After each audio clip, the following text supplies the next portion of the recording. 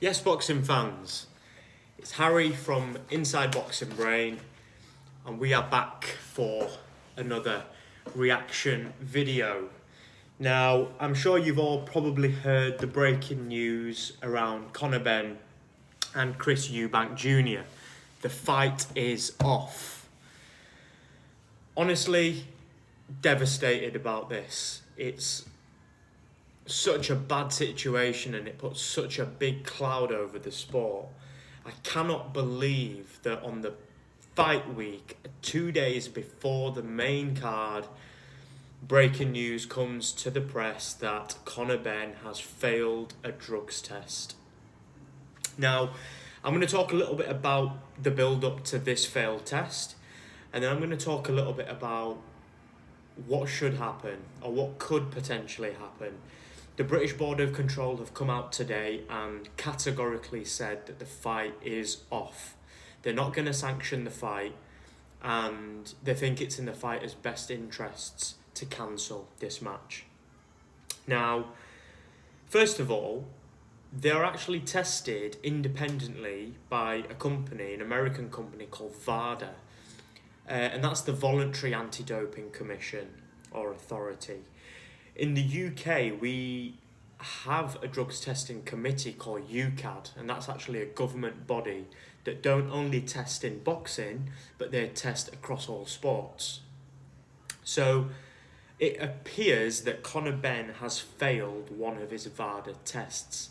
Sample A has come back with trace elements of a female fertility drug, clomiphene or clomid, it was one of them. But essentially, people are speculating now that Conor Benn has been taking these drugs to boost his testosterone levels, to boost his recovery, and to boost his power, strength, speed, agility, and fighting capabilities within the ring.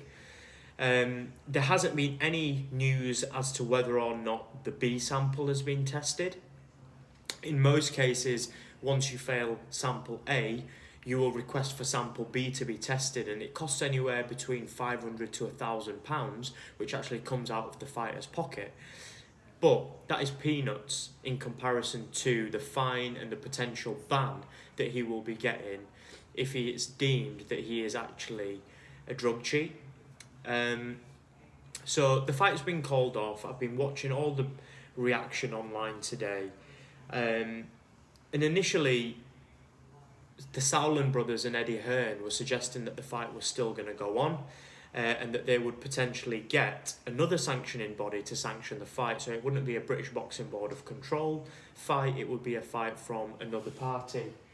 But having said that, it's unlikely now that we're even going to see this fight in the next month, 2 months, year, because logic would tell you that Conor Benn is going to get suspended from the sport. That means that there will be a minimum of a 6 to 12 month ban placed on him. Therefore, the fight with Conor Benn and Chris Eubank Jr. is just not going to happen. In a year's time from now, Conor Benn is not going to want to go back up to 157, bordering 160, to fight Chris Eubank, when Chris Eubank is already 32 going 33, and he wants to challenge for a world title and then sail off into the sunset. This was the window of opportunity that they had. Now, that window of opportunity is closed. Boxing is in such a sad state of affairs at the moment. As a fan, I'm so frustrated. Boxing is one of the most toxic sports to follow. I love it, but I hate it at the same time. You know, the people who promote these boxing shows, they're the most insincere people ever.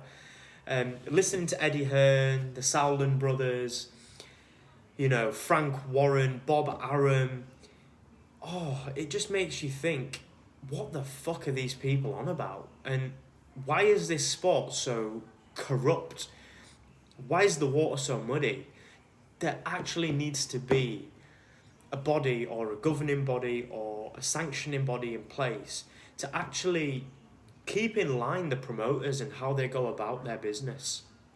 Because it came out that Conor Benn realised that he had failed this B sample well before Wednesday.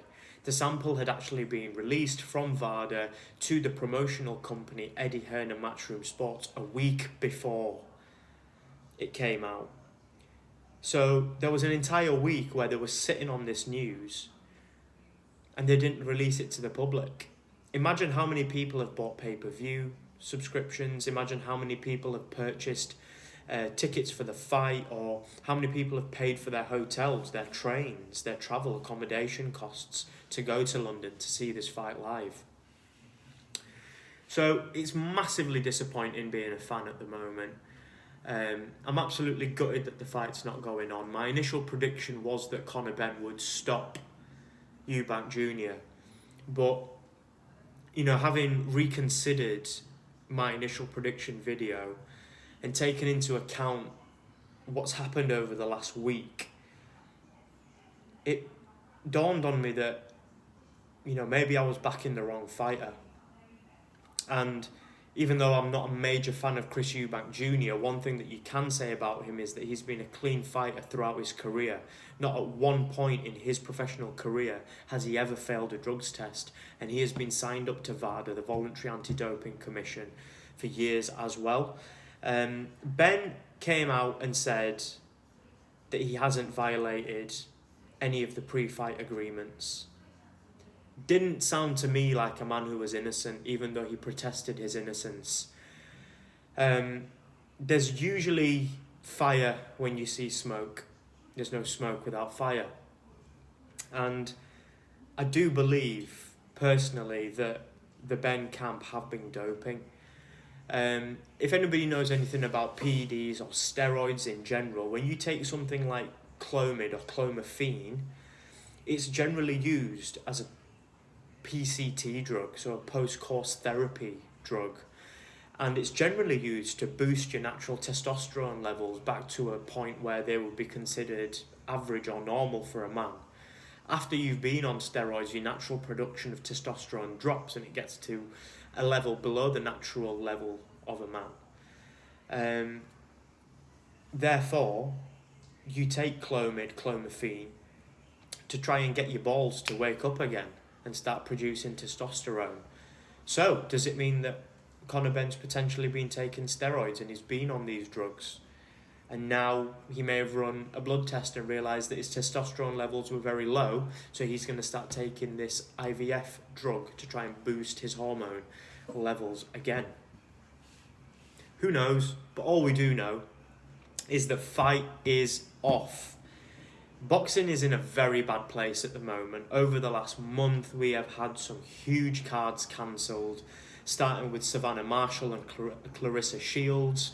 We then had the whole bullshit speculation around Tyson Fury and Anthony Joshua. That's fallen through. We were all pinning our hopes and dreams on this fight with Chris Eubank Jr. and Conor Benn being the highlight, and now that's fallen through. Boxing is a terrible sport to be a fan of, because there's no security, there's no way of actually knowing whether or not a fight's going to go ahead, because it's such a political game. The sanctioning bodies within football, which make sure that the clubs are all, staying in line and staying in order. In boxing, there's absolutely no sanctioning bodies to make sure that these promotional companies are promoting their fighters fairly or adequately, or even giving them the right due diligence and care of attention to make sure that they don't fall down the line of doping. Where do you put the blame? Is it on the coach? Is it on the actual gym? Is it on the nutritionist? Is it on the fighter? Is it on the promoter? Where does the blame lie? But once again, as British fans, we've been let down massively. It makes you think that maybe they knew this was going to happen maybe a week or so ago, when Eubank Sr. came out and said, boycott this fight. It's too dangerous for my son to be losing and boiling down his weight to get onto 157, and then he wasn't allowed to rehydrate over 168. So I can only imagine right now how upset Conor Benn must be.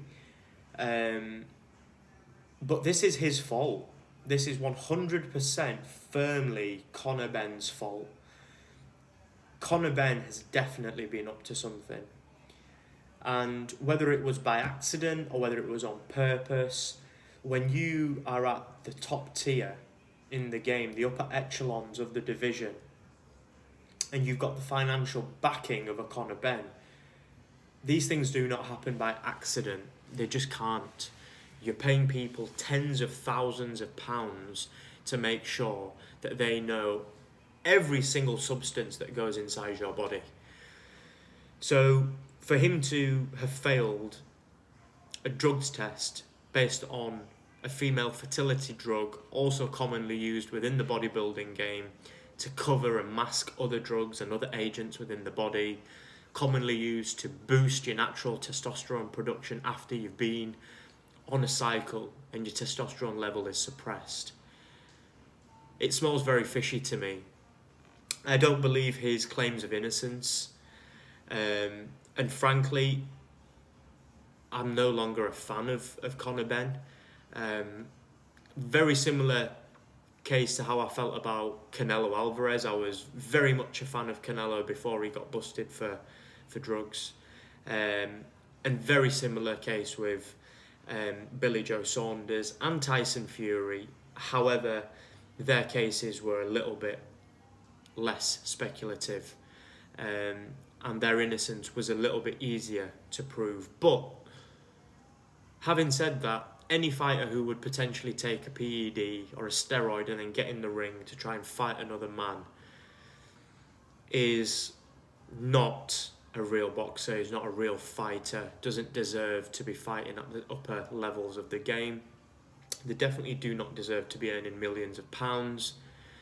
And they definitely do not deserve the publicity, the notoriety, the fame, and the stardom that comes with the fight game. So the fight is off, and I'm just in shock. I can't believe it. Fight week as well.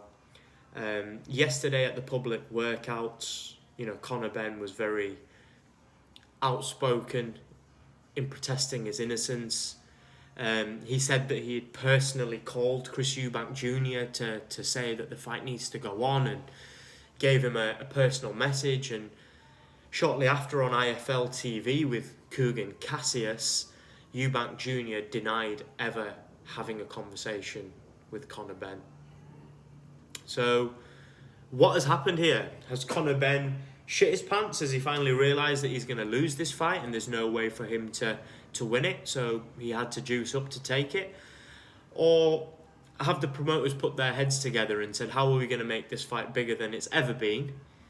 And what can we do to really promote it and sell tickets? Because this is a stadium fight and we want it in a stadium. So very difficult times at the moment to be a British boxing fan. To be a boxing fan. Just thought then, how long have we been waiting for the Crawford-Spence fight? That doesn't seem to be getting any closer either. So, as boxing fans, what do we do next? And the only logical explanation and route that I can think of at the moment is to just sack off professional boxing altogether and just become a YouTube boxing fan. Because Happy Punch, Misfits Boxing and Most Valuable Productions at the moment seem to be the most reliable marketing, promotion companies, and they seem to be putting on the best fights. So maybe it is time to make that transition over, because I'm sick of listening to people like Eddie Hearn, sick of listening to people like Frank Warren. I'm sick of listening to promoters in general just talk absolute bullshit about fights, why they're not happening, who the A side is, who the B side is, issues with contracts, and it all comes down to the fact that these promoters are, in essence, people owners. They own the people that they are promoting. And I know that Eddie Hearn says, oh, AJ is my boss and he tells me what to do. But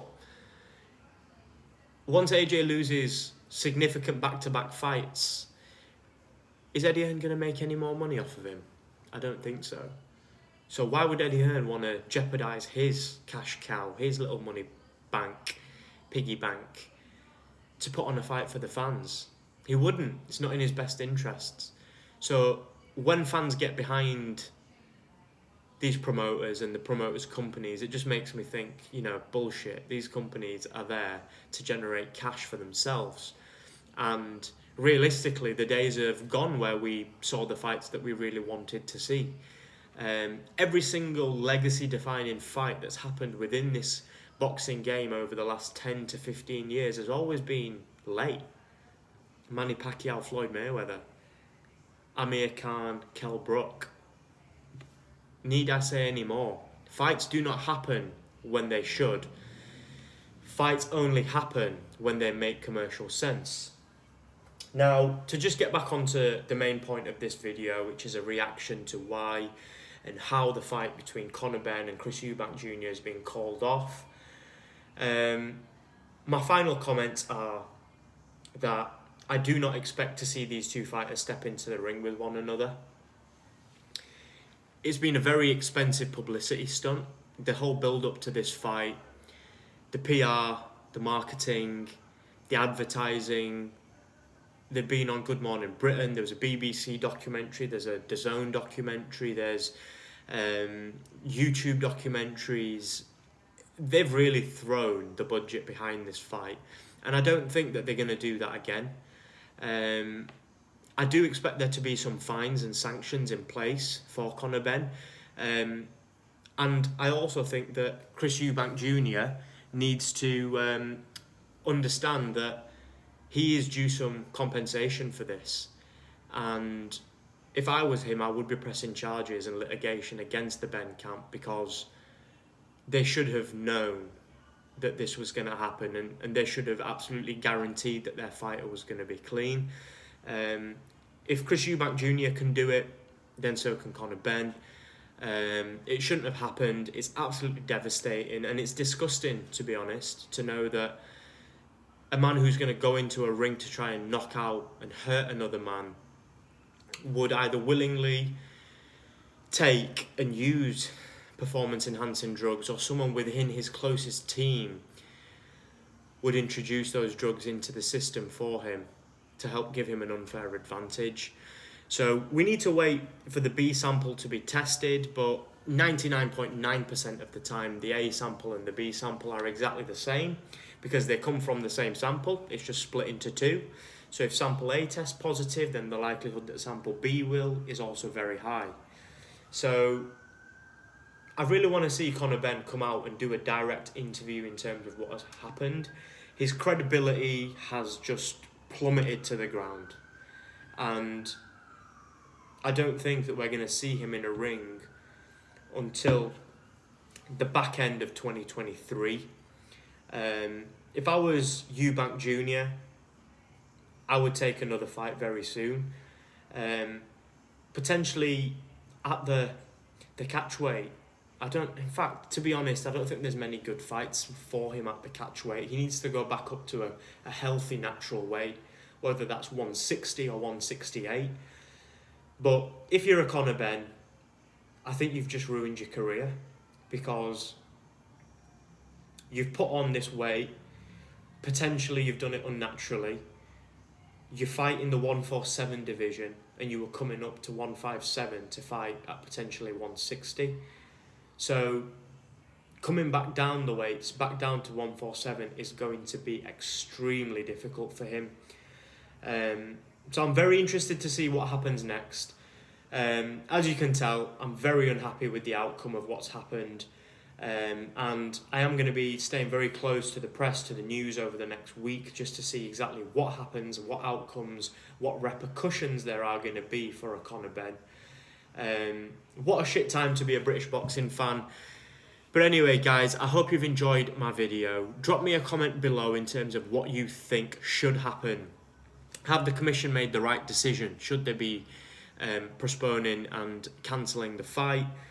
Or should it still go ahead under another commission? Thank you everybody for watching. Drop me a subscribe as well and like this video. I will be back very soon for a reaction to any other breaking news that happens within this space. None of the fighters have come out as of yet to give any direct statements or do any direct interviews as to what happened and why they feel that it's happened, and their feelings around the fight being cancelled. So yeah, what a terrible time British boxing is going through at the moment. But thank you for watching. It's Harry from Inside Boxing Brain, and I will be back very soon for another video.